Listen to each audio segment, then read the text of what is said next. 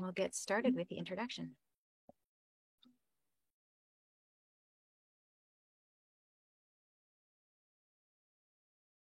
Okay.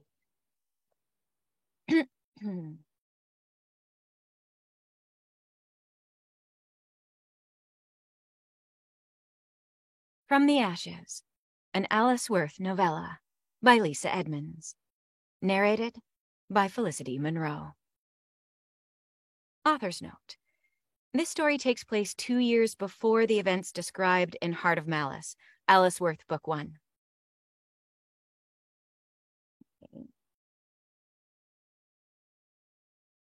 I'm just going to redo that one part.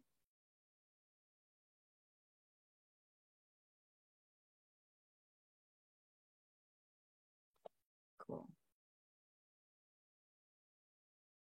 Author's note.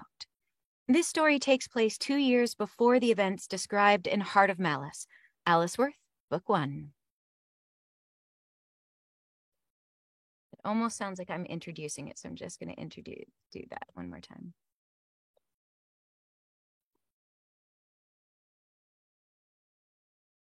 Alice Worth, Book 1. No, I'm going to redo that whole thing. We don't always have an author's note with Lisa's books, so I'm just making sure that that kind of goes together nicely with the intro for those who want to know. Author's note. This story takes place 2 years before the events described in Heart of Malice, Alice Worth, Book 1. There, that'll help. And then I got to do the boring stuff, but the important stuff. And are you able to see what I'm doing here, Lisa? Yes, this is so neat. Yeah, okay, cool. I can see it. Cool, awesome. So I'm going to customize the range.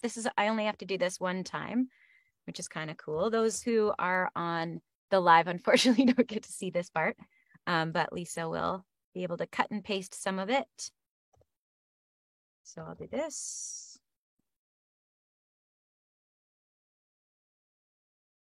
Intro and mono. And I'm making sure it's going to the right place. And then I make it into a single file. And then eventually I'll download that. Okay, chapter 1.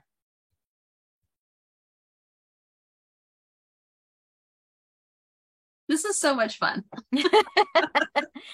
Yeah, it's the total behind the scenes. Lisa was just saying that it's so much fun.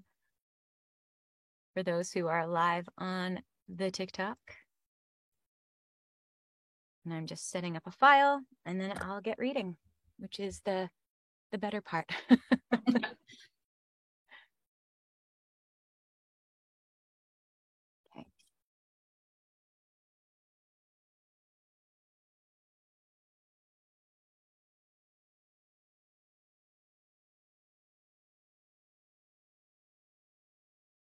Chapter 1. It was the end of a long day, and I was looking forward to a bath, some good whiskey, and a little me time. Have you ever noticed they provide none of those things when you're in jail? No.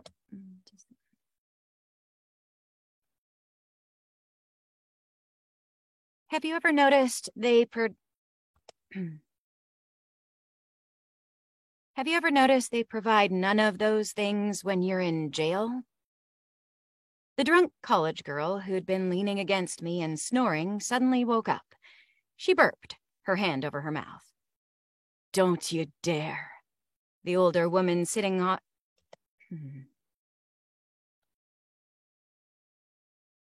The older woman sitting on her other side snapped. If you vomit in here, you will regret it. The girl blinked, as if it took her a few seconds to process the threat. She swallowed hard and tried to scoot away from the other woman, but there was no space on our little concrete bench. She ended up almost in my lap. She smelled like a dumpster behind a dive bar. I dug my elbow into her ribs to get her to move over, and she gave me a little space. I wrapped my arms around myself and crossed my bare legs.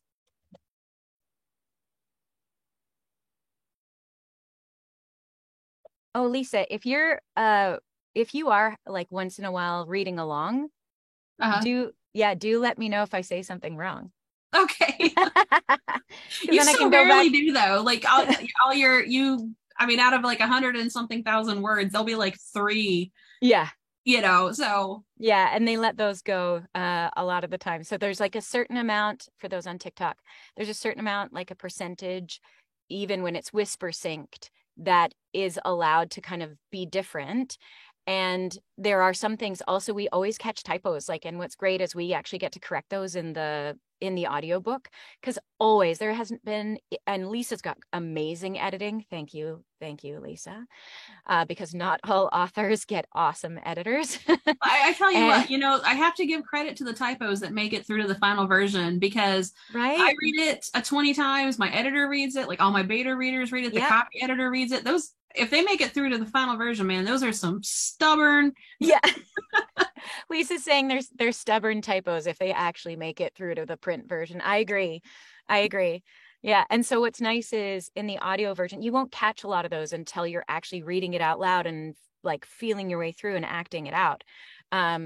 So those I can catch in the audio version, which is nice. And there's some that just they don't fundamentally change the story or the sentence or the writing in a real fundamental way. So some of those there's leeway on, and then for the vast percentage of the book has to be as written, which is great. Yeah, I think it's like within like 3% or something. Yeah, like something. that, which is 5, maybe. Yeah, something like that. Which is like thousands of words. Totally. And I've listened to your audiobooks, and there's like 3. So yeah, exactly. Oh, I wish you could hear. I wish I could figure out how to help you to hear Lisa. Next time exactly. We'll figure it out. I'm also, the lip gloss that I'm using is my Alice Worth lip gloss. Oh, fun. Because I thought it looked familiar. That's a lip gloss, an audiobook narrator's best friend. I bet that, and like something to like wet your. Oh, so much water.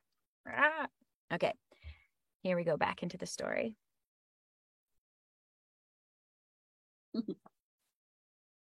I'll just need you to mute again, Lisa. Oh, are you? Oh, yeah, she is. Okay. Oh, no, not yet. Okay, cool. I've got Lisa on Zoom here, the author. She can talk to you guys as well. Okay.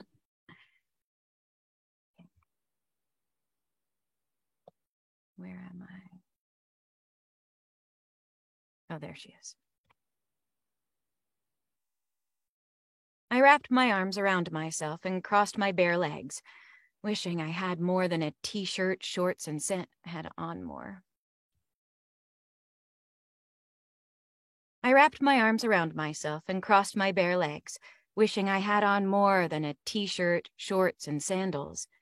It was cold in the cell, and I'd been here long enough that I couldn't remember what it felt like to be warm. I supposed I'd have...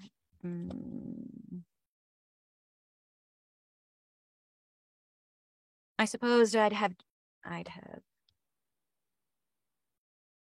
I supposed I'd